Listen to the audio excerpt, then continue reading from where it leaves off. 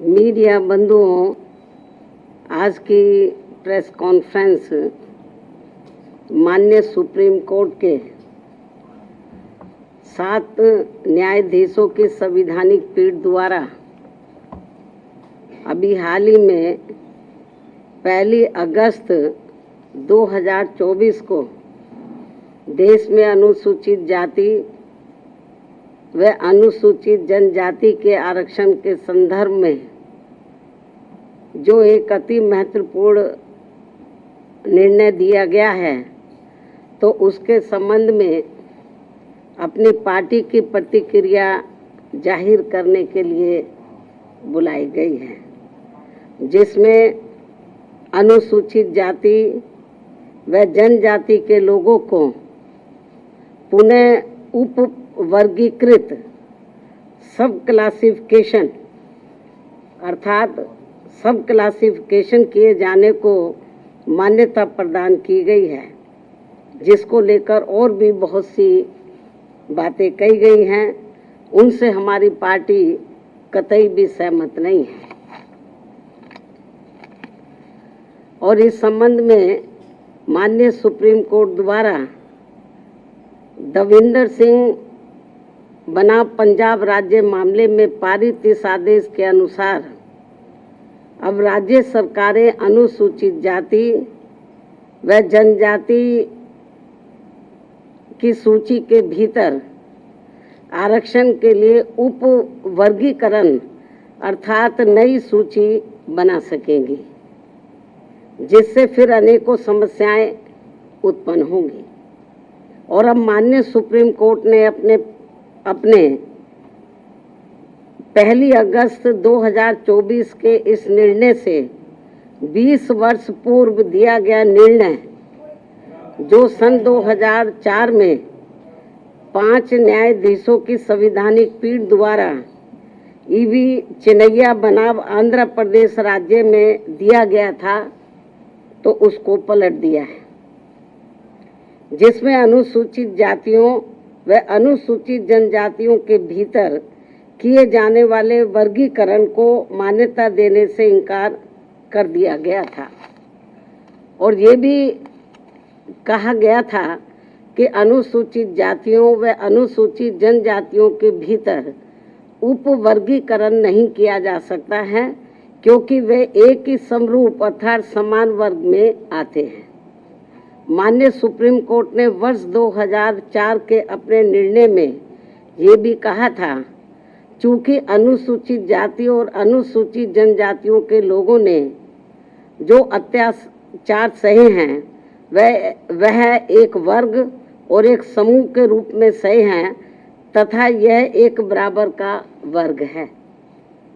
जिसके भीतर किसी भी प्रकार का वर्गीकरण करना उचित नहीं होगा। माननीय सुप्रीम कोर्ट ने अपने 2004 के निर्णय में ये भी कहा था कि अनुसूचित जातियों और अनुसूचित जनजातियों के भीतर किसी भी प्रकार का उप वर्गीकरण भारतीय संविधान की मूल भावना के विपरीत होगा। माननीय सुप्रीम कोर्ट ने अपने वर्ष 2004 के इस निर्णय द्वारा समानता के अधिकार का उल्लंघन करने के कारण आंध्र प्रदेश सरकार द्वारा पारित आंध्र प्रदेश अनुसूचित जाति अधिनियम 2000 को भी रद्द कर दिया था। अपने 2004 के निर्णय में माननीय सुप्रीम कोर्ट ने ये भी माना था कि ये वर्गीकरण इन जातियों के भीतर अलग अलग व्यवहार करके समानता के अधिकार का उल्लंघन करेगा। और अब माननीय सुप्रीम कोर्ट के 7 जजों की पीठ ने 1 अगस्त 2024 के निर्णय से सन 2004 के निर्णय को पलट दिया है, जबकि इस निर्णय से अनेकों मतभेद उत्पन्न होंगे। माननीय सुप्रीम कोर्ट के 1 अगस्त 2024 के इस निर्णय के बाद केंद्र और राज्य सरकारों के बीच भी मतभेद की स्थिति उत्पन्न होगी, क्योंकि अभी तक केवल संसद के पास किसी भी जाति को या जनजाति को अनुसूचित जाति व अनुसूचित जनजाति में सम्मिलित करने या बाहर करने की पावर है, जिसे माननीय राष्ट्रपति द्वारा अपने आदेशों द्वारा क्रियान्वित किया जाता है और जिसे बदलने का किसी भी राज्य सरकार को अधिकार नहीं है। परंतु अब 1 अगस्त 2024 के इस निर्णय के बाद जहां जो पार्टी सत्ता में होगी वह अपनी अपनी राजनीति के हिसाब से अदलती बदलती रहेगी, जिसके साथ साथ राज्य सरकारें अपने अपने वोट बैंक के लिए अपनी मनचाही जातियों को आरक्षण का अनुचित लाभ देने का प्रयास करेंगी। इस प्रकार से इस आदेश से ऐसी अनेकों समस्याएं उत्पन्न होंगी, जिसके कारण SC व ST को मिल रहा आरक्षण ही समाप्त हो जाएगा। एक प्रकार से SC व ST को मिल रहा आरक्षण ही समाप्त हो जाएगा और फिर इसका नतीजा ये होगा कि अनुसूचित जाति व जनजाति वर्ग अंत में आरक्षण से वंचित रह जाएगा और उनके हिस्से का आरक्षण भी अंत में किसी न किसी रूप में सामान्य वर्ग को ही दे दिया जाएगा। माननीय सुप्रीम कोर्ट द्वारा अपने 1 अगस्त 2024 के इस निर्णय में इस बिंदु पर भी पर्याप्त विचार व्यक्त नहीं किए गए हैं कि अनुसूचित जाति और अनुसूचित जनजाति के किन लोगों को क्रीमी लेयर की श्रेणी में रखा जाएगा और यह तय करने का क्या मानक होगा कि किन लोगों को अब आरक्षण की आवश्यकता नहीं है तथा इस कार्य के लिए अब राज्य सरकारों को राजनीति करने का पूरा मौका मिल जाएगा। माननीय सुप्रीम कोर्ट के इस निर्णय के बाद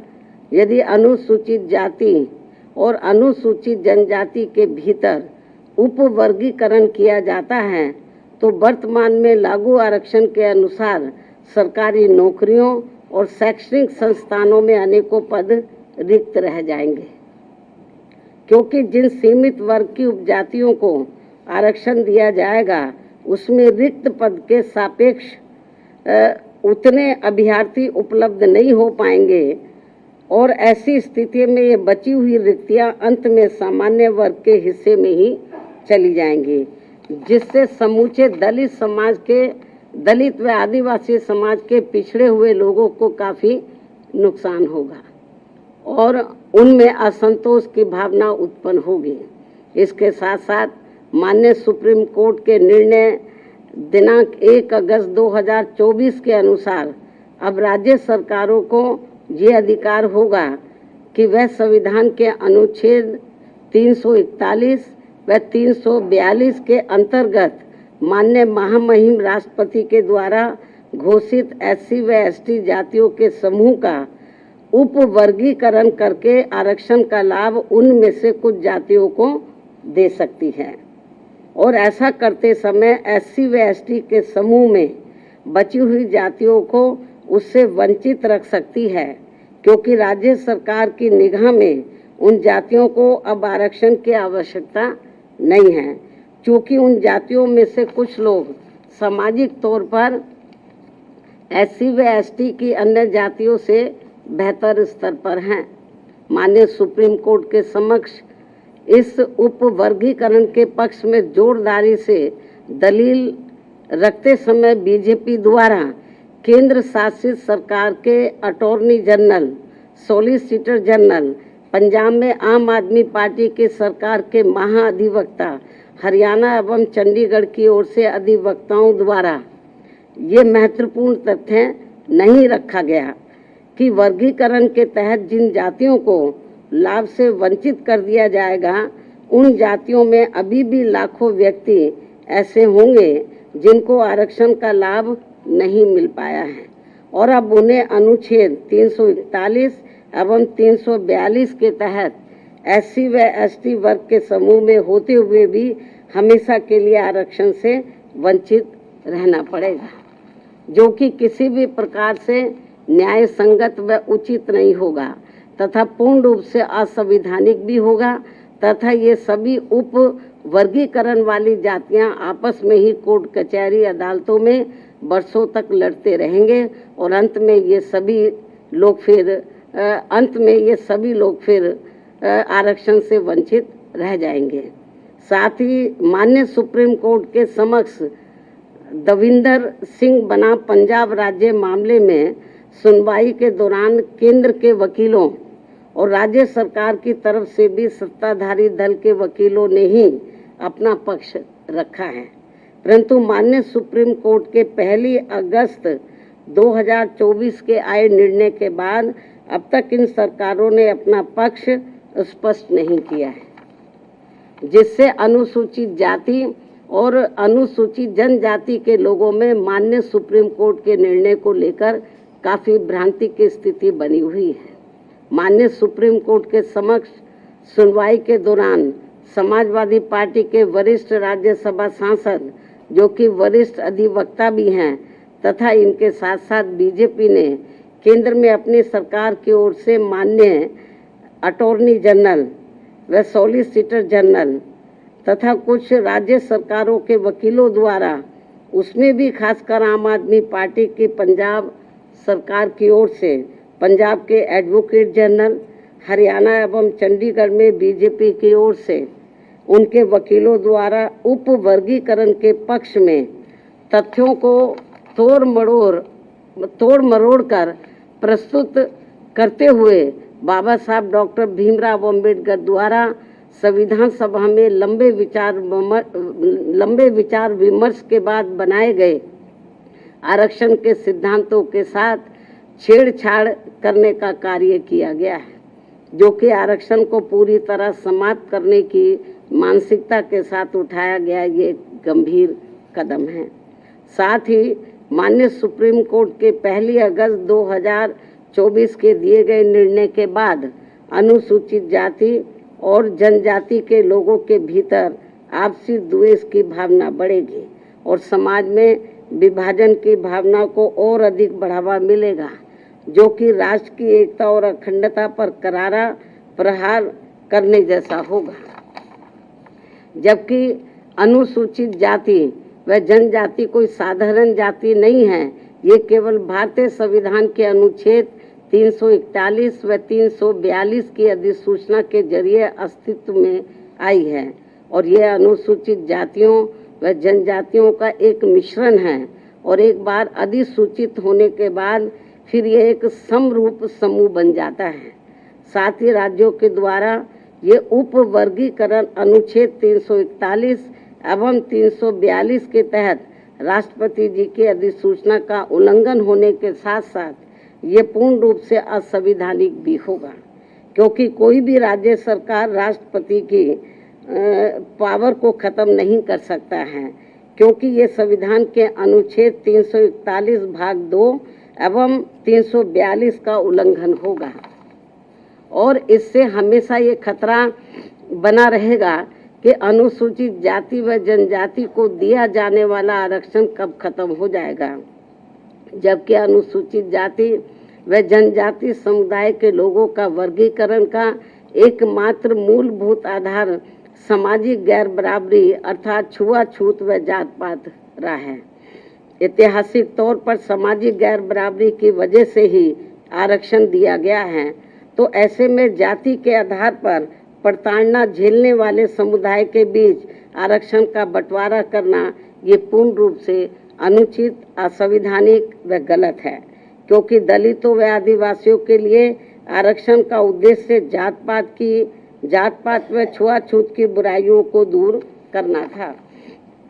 साथ ही दिनांक 1 अगस्त 2024 के माननीय सुप्रीम कोर्ट के निर्णय अनुसार अब राज्य सरकारें अनुसूचित जाति व जनजाति का उपवर्गीकरण कर सकते हैं, जो कि असंवैधानिक है एवं उचित नहीं है। इतना ही नहीं बल्कि अनुसूचित जाति एवं जनजाति समुदाय का यह उपवर्गीकरण, जिसे माननीय सुप्रीम कोर्ट ने अनुमति दे दी है, इसे अब राजनीतिक दलों द्वारा राजनीतिक हथियार के रूप में उपयोग किया जाएगा,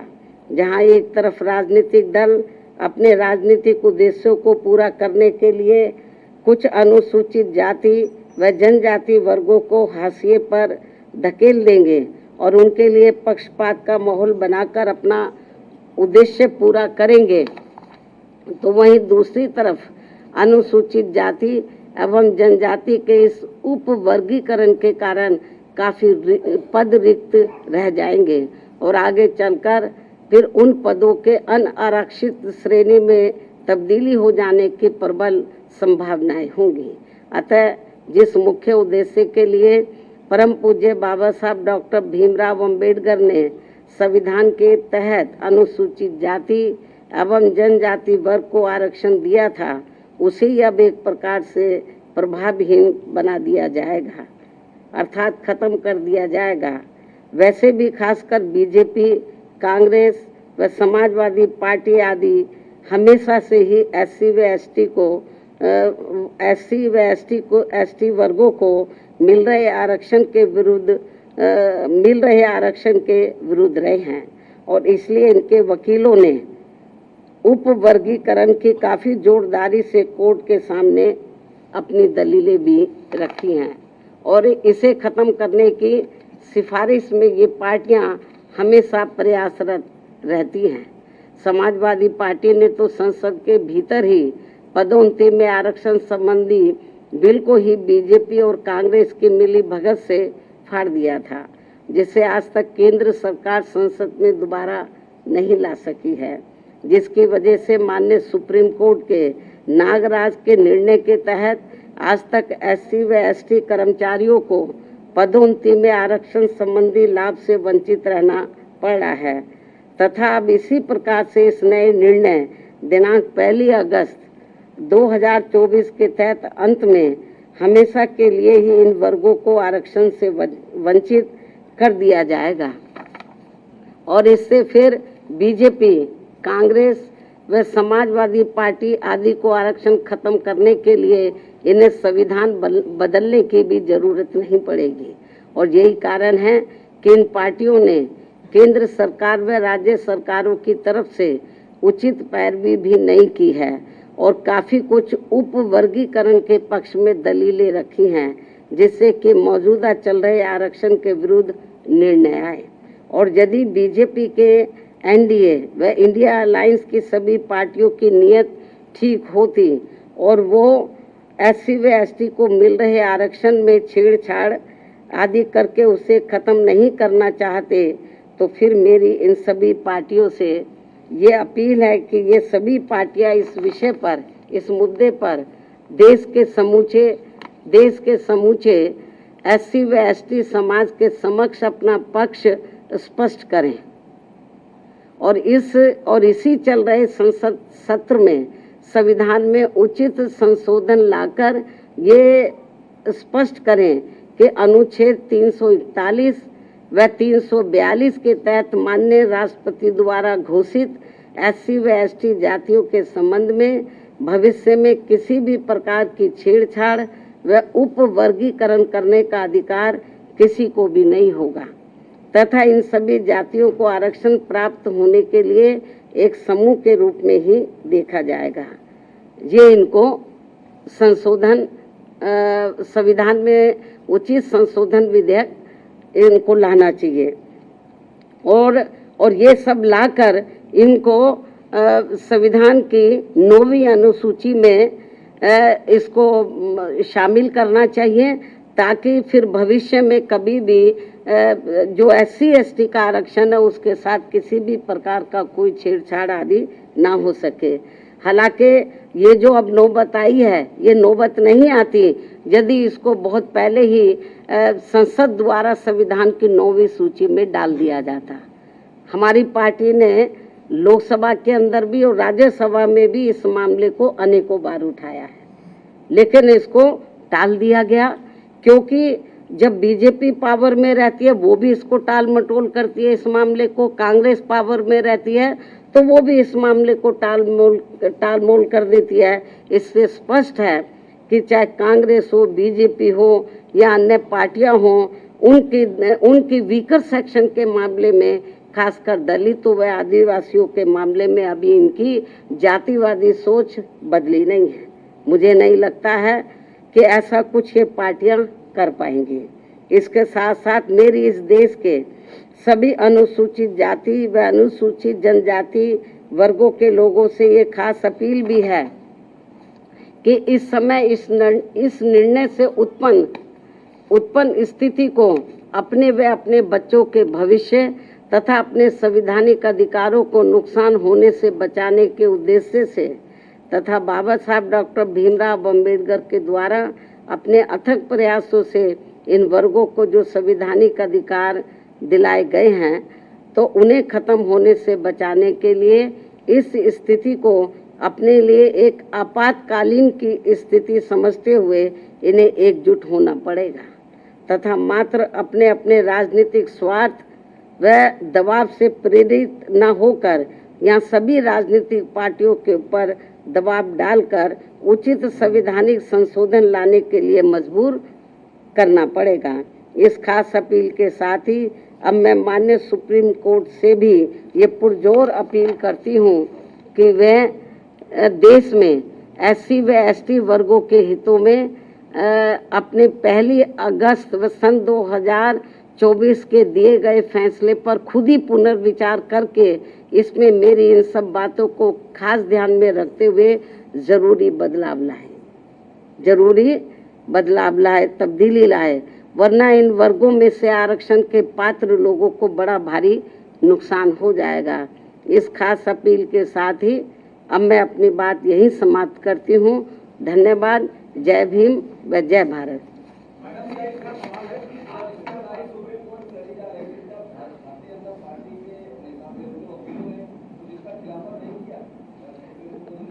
नहीं, उसका खिलाफत इन्होंने नहीं किया। वो पूरा उन्होंने तो बल्कि इस मामले में वो ऐसी दलीलें रखते रहे कि जिससे माननीय सुप्रीम कोर्ट को ये फैसला देने में उनको और मदद मिल गई। चाहे तो कांग्रेस की ओर से वकील खड़े हुए या सरकार की ओर से खड़े हुए हों, इन्होंने एक प्रकार से माननीय सुप्रीम कोर्ट की मदद ही की है इस मामले में। तो इससे जाहिर हो जाता है कि इनकी इंटेंशन सही नहीं है और ये लोग SC और ST को जो रिजर्वेशन मिल रहा है इसको सीधा खुद ना खत्म करके माननीय कोर्ट के जरिए, जुडिशरी के जरिए ये इसको खत्म करना चाहते और इसमें ये लोग काफ़ी हद तक कामयाब भी हो गए हैं और हमारी पार्टी इसको लेकर बड़ी चिंतित है।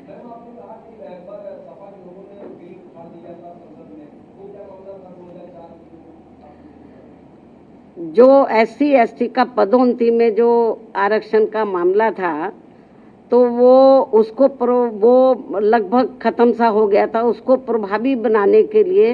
हमारी पार्टी ने उस समय सेंटर में कांग्रेस की सरकार थी, उनके ऊपर दबाव बनाया कि आप इसमें संशोधन विधेयक लाइए और पदोन्नति में आरक्षण को पुनः प्रभावशाली बनाया जाए। जब ये बिल लाया गया तो कांग्रेस नहीं चाहती थी कि SC ST वर्गों के कर्मचारियों को पदोन्नति में आरक्षण का लाभ मिले। तो कांग्रेस उस समय पावर में थी, तो कांग्रेस और बीजेपी खुद ना आगे आकर उन्होंने समाजवादी पार्टी के जो सांसद हैं उनको आगे किया और उनकी मिली भगत से उन्होंने इस बिल को फाड़ा और इस बिल को पास नहीं होने दिया और अभी तक ये बिल पास नहीं हुआ है।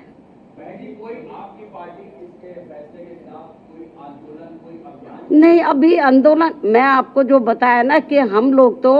बीजेपी कांग्रेस को ही कोस सकते हैं क्योंकि इनके वकीलों को सही पैरवी करनी चाहिए थी, सरकार को सही पैरवी करनी चाहिए थी। हमने माननीय सुप्रीम कोर्ट से मीडिया के माध्यम से हमने उनसे अपील की है आज कि वो अपने इस फैसले पर पुनर्विचार करें, इस फैसले को बदले, वरना इस देश में जो करोड़ों दलित और आदिवासी समाज के लोग हैं तो जिनको अपने पैरों पर खड़े करने के लिए परम पूज्य बाबा साहब डॉक्टर अम्बेडकर ने जो इनको आरक्षण की सुविधा दी थी, यदि ये खत्म हो गई तो बड़ा मुश्किल हो जाएगा। और जो लोग ये कहते हैं कि SC में या ST में जो जातियां मजबूत हर मामले में आर्थिक तौर पर मजबूत हो गई हैं, तो उसमें से मैं समझती हूँ मुश्किल से 10 या 11% लोग मजबूत हो गए होंगे, बाकी 90% लोगों की हालत तो बहुत ज़्यादा खराब है। लेकिन माननीय सुप्रीम कोर्ट के इस फैसले से जो लगभग 90% लोग जिनको अभी आरक्षण की जरूरत है तो वो तो और ज़्यादा पिछड़ जाएंगे, उनको ये आरक्षण अब मिलेगा नहीं। इस निर्णय के अनुसार यदि उन जातियों को निकाल दिया जाएगा, बहुत बुरा हुआ है ये। और केंद्र और जबकि बीजेपी को चाहिए, वो अपने आप को कहते हैं कि हम SC ST समाज के हिमायती हितैषी हैं, उनको चाहिए पहली बात तो इस केस की पैरवी उनको सही तरीके से करनी चाहिए थी, उन्होंने नहीं की। कांग्रेस ने बेबी ढुलमुल रवैया अपनाया। ऐसी स्थिति में मेरा बीजेपी की केंद्र में बीजेपी की सरकार को, उनकी NDA की सरकार को ये कहना है कि यदि आपकी नीयत साफ है तो आप इसमें ये जो भी जजमेंट आया है तो आप पार्लियामेंट के अंदर आप इसमें ये पार्लियामेंट के अंदर आप लोग जो संविधान में आप संशोधन करें और इसको संविधान की 9वीं सूची में लाए और जो सुप्रीम कोर्ट ने जजमेंट दिया इसको पलटे, मतलब क्योंकि पार्लियामेंट को भी पावर होती है, उसको पलटे। और नहीं पलटते हैं तो समझ लो ये कांग्रेस हो, बीजेपी हो और भी दूसरी पार्टियों हो, इनकी SC ST के और OBC के रिजर्वेशन के मामले में इनकी नीयत साफ नहीं है।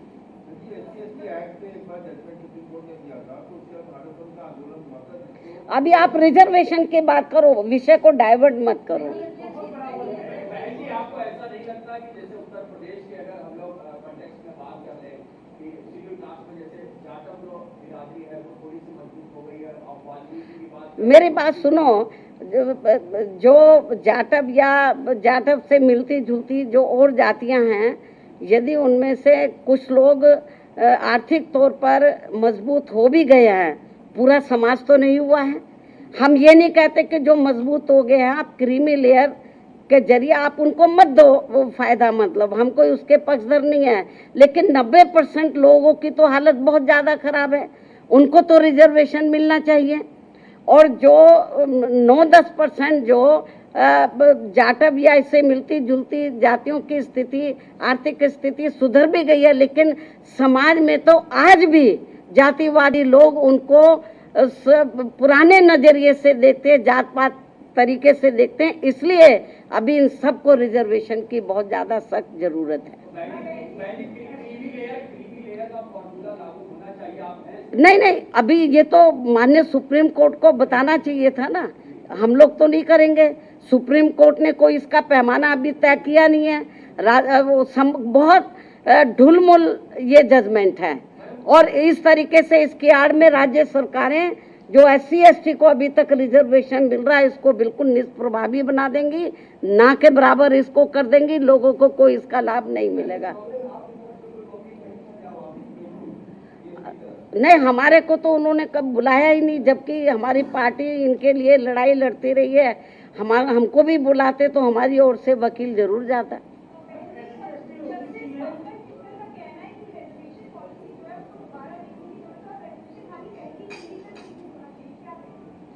भाई मैं आपको बताया कि ठीक है, आप आर्थिक नहीं, जो SC ST के लोग हैं